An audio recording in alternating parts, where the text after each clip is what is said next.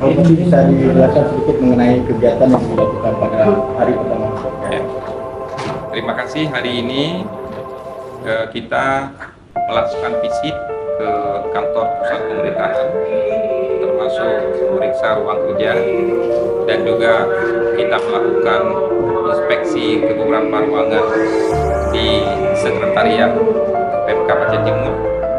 Selanjutnya kita melakukan sidak ke kantor camat Pidi Raya.